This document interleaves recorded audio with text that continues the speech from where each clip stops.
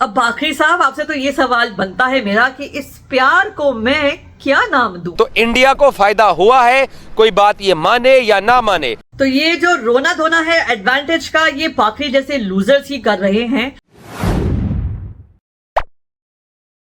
जय Hind friends, thumbnail देखकर तो आप समझ ही गए होंगे कि ये एक और बाखरी रोस्ट वीडियो होने वाला है। तो यस, आप डिसअपॉइंट नहीं होंगे, बहुत मजेदार वीडियो होने वाला है, पूरा जरूर देखिएगा।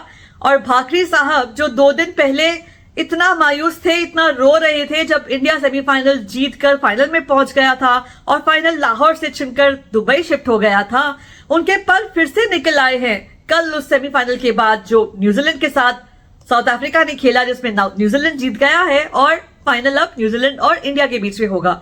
लेकिन ये पल जो निकले हैं ना, उनके अपने ऑब्सेशन के लिए निकले हैं। हाँ, जो उनका ऑब्सेशन है, आई एम श्योर आप मुझसे अग्री करोगे कि he is obsessed with Vikrant Gupta, और इसीलिए ये थंबनेल।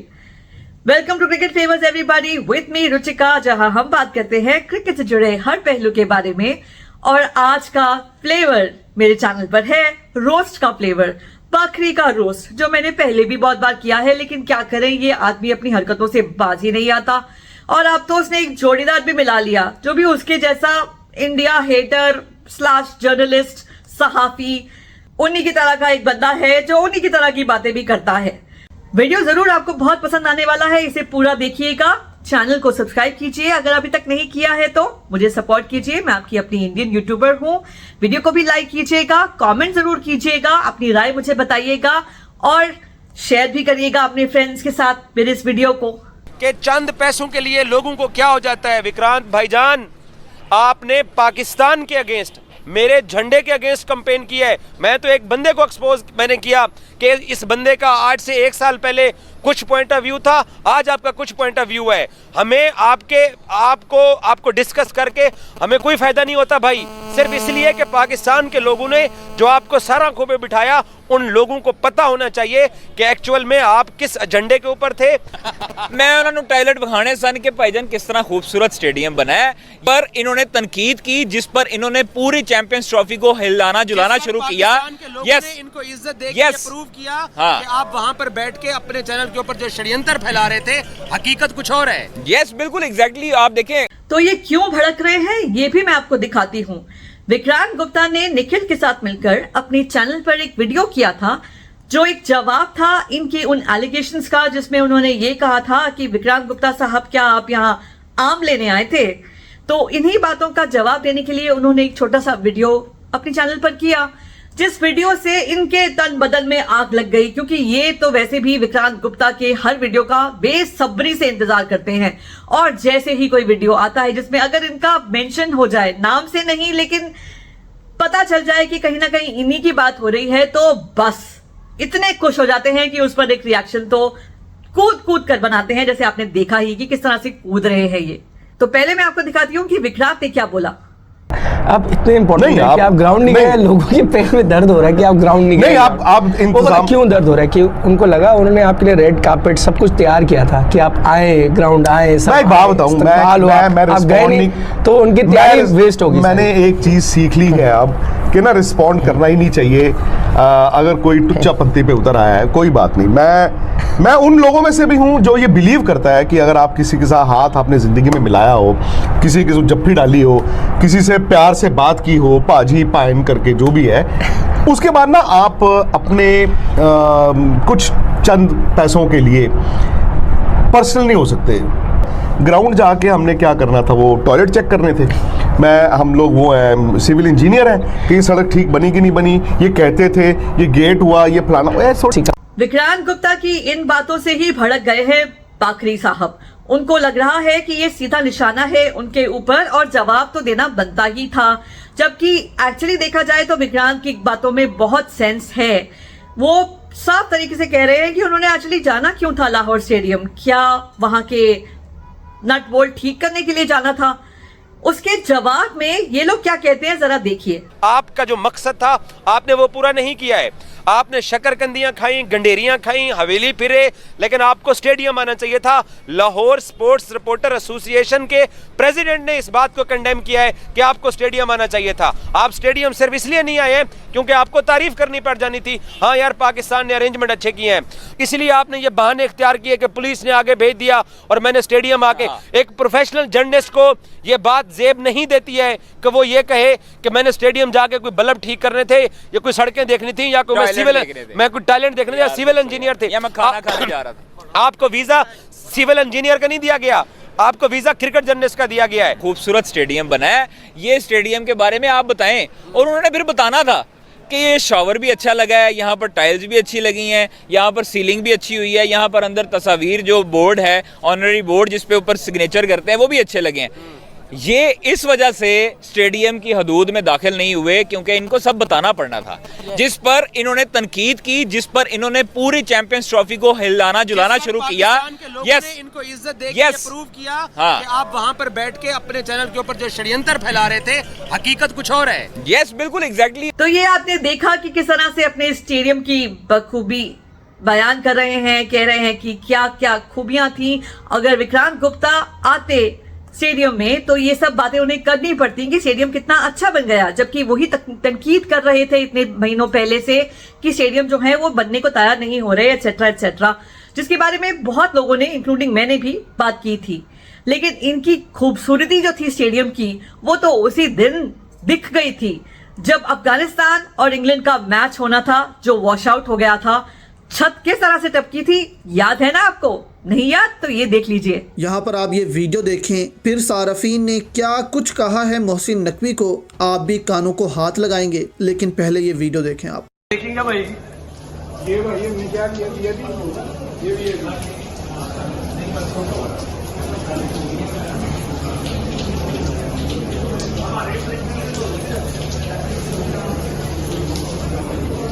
आपने जो इंटरव्यूज करनी थी प्लेयरों की वो कर ली, आपने जो स्टोरीज करनी थी वो कर दी। तो जब एक मैच लाहौर था हमारे होते हुए, हम ग्राउंड क्यों नहीं जा पाए? हम ग्राउंड के 100 मीटर 200 मीटर दूर खड़े हैं। पुलिस वालों ने कहा जी ये लोग ही नहीं कंट्रोल हो रहे हैं, 500-700 लोग हैं, ट्रैफिक सड़क पे रुक गई है। तो उन्होंने कहा जी प्लीज आप कार में बैठ के वापस चले। वैसे भी हमारा काम ग्राउंड के बाहर ही होता है, अंदर तो हम शूटिंग नहीं कर सकते। खाना तो खाने के यार, खाना अंदर तो खाना खाने वहाँ की इतनी अच्छी मेहमान नवाजी थी कि हमें जरूरत नहीं पड़ी। नहीं, अंदर तो लोग अंदर क्या करने जाते हो आप मुझे बताओ? ग्राउंड के अंदर आप टीवी नॉन राइट्स होल्डर्स हो, अंदर आपका काम क्या है? कुछ भी नहीं है, खाना ही खाना है, खाना खाना है और जो बतौलबाजी करनी है, ठीक है? यहाँ पे फ्रेंड्स, विक्रांत गुप्ता जो कह रहे हैं वो बिल्कुल सही है। किसी भी जर्नलिस्ट को जिसको अक्रेडिटेशन हासिल हो, जो वो नेक बैंड पहनकर स्टेडियम में जाते हैं, उन्हें अलाउड नहीं होता है अंदर से कोई भी फुटेज खींचना, क्योंकि ये सारा हक ब्रॉडकास्टर्स का है। फैंस जो होते हैं स्टेडियम में बैठ के मैच देखने आए होते हैं वो जरूर वीडियोस निकाल लेते हैं, लेकिन एक्चुअली स्पीकिंग ये अलाउड नहीं है। इसीलिए विक्रांत गुप्ता कह रहे थे कि स्टेडियम के अंदर जाने का कोई फायदा नहीं था उनको। और आपने बहुत लोगों को देखा भी होगा जो लाइव करते हैं, दुबई से करते हैं या बाकी मैचेस से भी कभी भी किसी भी वेन्यू से वो लाइव करते हैं, तो आपने देखा होगा कि वो हमेशा स्टेडियम से बाहर आकर फैंस से बात करते हैं, कभी भी स्टेडियम के अंदर बात नहीं कर पाते। उसका साफ रीजन यही है कि वो अलाउड नहीं है। तो विक्रांत गुप्ता अपनी तरफ से बिल्कुल सही है, उनका स्टैंड बिल्कुल क्लियर है कि वो तो वहां सिर्फ शायद लोगों की प्रतिक्रिया जानने के लिए आए थे, कुछ व्यूज लेने आए थे जो उन्होंने कर दिए। उन्हें ठीक ठाक प्यार भी मिल गया लाहौर में, जैसे यही कह रहे हैं। लेकिन उनका स्टेडियम ना आना कोई बहुत बड़ी बिग डील नहीं है जितनी बड़ी ये बना रहे हैं। आपने शकरकंदियां खाई, गंडेरियां खाई, हवेली फिरे, लेकिन आपको स्टेडियम आना चाहिए था। लाहौर स्पोर्ट्स रिपोर्टर एसोसिएशन के प्रेसिडेंट ने इस बात को कंडेम किया है कि आपको स्टेडियम आना चाहिए था। आप स्टेडियम सिर्फ इसलिए नहीं आए क्योंकि आपको तारीफ करनी पड़ जानी थी, हाँ यार पाकिस्तान ने अरेंजमेंट अच्छे किए हैं, इसलिए आपने ये बहाने इख्तियार किए कि पुलिस ने आगे भेज दिया और मैंने स्टेडियम आके। एक प्रोफेशनल जर्नलिस्ट को ये बात जेब नहीं देती है कि वो ये कहे कि मैंने स्टेडियम जाके कोई बल्ब ठीक करने थे या कोई सड़कें देखनी थी या कोई मैं कोई टैलेंट देखने या सिविल इंजीनियर थे या मैं खाना खाने जा रहा था। आपको वीजा सिविल इंजीनियर का नहीं दिया गया। अगर आप ये कहें कि जनाब आपकी एडिटोरियल बोर्ड की ये पॉलिसी थी कि आप शकरकंदियां खा के वापस रवाना हो जाए, भाई आपको जो वीजा मिला है यहाँ पे वो आपको लिबर्टी की सैर करने के लिए नहीं मिला। विक्रांत गुप्ता का शकरकंदी, गनेरिया वगैरह खाना जो उन्होंने वहां खाया, इनको कहीं रास नहीं आया। शायद इसलिए क्योंकि इन्हें मालूम है कि वो कितनी महंगी चीजें हैं जो शायद ये अफोर्ड नहीं कर सकते, या क्या, आई डोंट नो। लेकिन जिस तरह से ये उनकी शकरकंदी के पीछे ही पड़ गए, इस पूरे वीडियो में कम से कम 6 या 7 बार तो शकरकंदी ही बोला होगा उन्होंने। इससे क्या साबित करना चाहते हैं मुझे नहीं मालूम। विक्रांत गुप्ता लाहौर आए थे, किस लिए आए थे, इन सब चीजों पे मैं नहीं पढ़ना चाहती थी। वो ठीक था या गलत था, डजंट मैटर। लेकिन एक काम तो जरूर हो गया, विक्रांत गुप्ता के वहां आने से आपकी नींदें जरूर हराम होंगी। तो शायद यही करने आए थे, वो आपकी नींदें हराम करने आए थे। ये शख्स जो बाकरी साहब के साथ मौजूद है, जो उनके साथ कुछ ऐसे लग रहे हैं। लात मारू क्या? मैंने क्या किया अभी? अरे तेरे को नहीं यार, इसको मार देगा। इनके बारे में मैं आपको बता दूं, ये इनका नाम है कादर ख्वाजा, और ये भी बिल्कुल बाकरी जैसे ही एक जर्नलिस्ट है, सहाफी हैं, जो समा टीवी के लिए काम करते हैं if I am not wrong, और इंडिया के लिए ट्वीट ज्यादातर करते हैं। और किस तरह की ट्वीट्स करते हैं वो मैं आपको जरा दिखाती हूं। तो ये है इनका थिंकिंग इंडिया के लिए, भारतवासियों के लिए। जिस तरह से लुक इंडिया लुक वाले ट्वीट्स करते रहते हैं अपने आप को सही साबित करने के लिए। और इनका भी वही स्टांस है जो बाकरी साहब का रहता है, इंडिया को लेकर, इंडिया की टीम को लेकर, बीसीसीआई को लेकर। बिल्कुल वही बातें करते हैं जो बाकरी साहब करते हैं। इसीलिए अपने जोड़ीदार को बाकरी साहब इस वीडियो में ले आए, अपने साथ वही बातें करने के लिए रिपीट पे जो वो कर रहे हैं। बस यही था इनका रोना धोना। जो 2 दिन पहले इतना मायूस थे कि ऐसे गाने गा रहे थे, दिल के अरमा आंसू में बह गए, हम वफा करके भी तना रह गए। अब इस हालत में है कि वापस से पर निकाल के उड़ रहे हैं। विक्रांत गुप्ता का टॉपिक उनको फिर से मिल चुका है और उस पर वो लगे हुए हैं। इनके जोश से ही पता चलता है कि ये कितना खुश थे कि कुछ बोलने को मिला, कोई कंटेंट मिला विक्रांत गुप्ता के ऊपर, उनके फेवरेट पर्सन के ऊपर, जिनसे वो इतनी मोहब्बत करते हैं, जिनके लिए वो इतना ऑब्सेस्ड हैं कि और किसी भी जर्नलिस्ट के बारे में चाहे कोई भी इनको कितना रोस्ट कर ले, इनके बारे में कितना कुछ भी बोल दे, कुछ नहीं कहते। लेकिन विक्रांत गुप्ता को तो ये छोड़ते नहीं है ना, उनको तो जब देखो मौका मिले बस वीडियो तैयार। अब बाकरी साहब, आपसे तो ये सवाल बनता है मेरा कि इस प्यार को मैं क्या नाम दूं? आज राजीव शुक्ला साहब आए, उन्होंने मीडिया टॉक की, उन्होंने कहा कि पाकिस्तान ने बहुत अच्छे स्टेडियम बनाए, बहुत अच्छा इवेंट होस्ट कराया और हमें खुशी है कि पाकिस्तान ने एक अच्छा सक्सेसफुल इवेंट किया है। गुप्ता जी अपने मुंह से जुमला नहीं कह सकते थे क्योंकि उनको नीचे फिर लोग विक्रांतुल्लाह खान लिखना शुरू कर देते हैं। अबे गधों के एक्सपोर्टर देश के वासियों, राजीव शुक्ला की ये बात कर रहे हैं तो आईसीसी के किसी ना किसी, बीसीसीआई के किसी ना किसी रिप्रेजेंटेटिव को शायद जाना ही पड़ता। चैंपियंस ट्रॉफी पाकिस्तान में जो हो रही थी तो इसलिए सेमीफाइनल के लिए वो वहां पहुंचे। वो एक प्राइवेट जेट से गए थे, थोड़े टाइम के लिए वहां थे और वहां से फिर निकल के आ गए। और जो भी उन्होंने स्टेडियम वगैरह के बारे में कहा तो फिर वो क्या बोलते वहां जाकर, उन लोगों से घिरे हुए होने के बाद क्या वो कोई सच बात कह देते जो इन्हें पसंद नहीं आती? मुझे ऐसा नहीं लगता। He is a diplomat, he is a politician. उन्होंने डिप्लोमेटिक आंसर दिया, बस यही हुआ। तो भाई ये था बाकरी साहब का एक और वीडियो जो उन्होंने इतने प्यार से बनाया है अपने चहेते विक्रांत गुप्ता के लिए।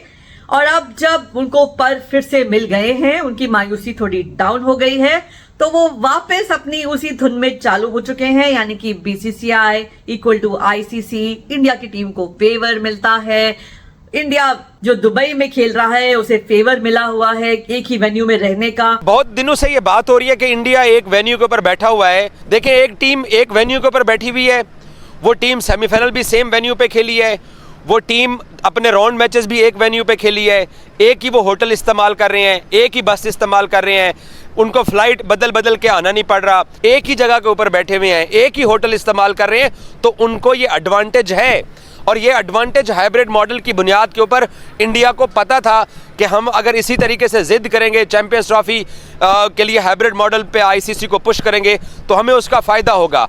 तो इंडिया को फायदा हुआ है, कोई बात ये माने या ना माने। और मुझे हंसी इस बात की आती है कि यही बाकरी साहब थे कि जब हाइब्रिड होने ना होने की बातें चल रही थी तब ये कहते थे कि इंडिया को लाहौर में खिलाया जाएगा, यानी कि इंडिया जो है वो लाहौर में रहेगी, वहीं रहकर अपने सारे मैचेस खेलेगी एक ही वेन्यू पर, और वहां से शायद आ जा भी सके अमृतसर से, क्योंकि बॉर्डर अमृतसर से बहुत पास है, लाहौर अमृतसर से बहुत पास है।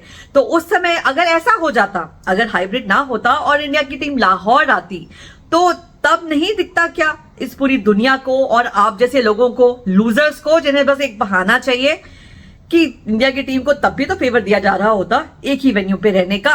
और ये क्या बात हुई कि वही स्टेडियम, वही होटल और वही बस? क्या बस में ट्रैवल करने से या सेम बस में ट्रैवल करने से खिलाड़ियों की परफॉर्मेंस पे कोई फर्क पड़ता है?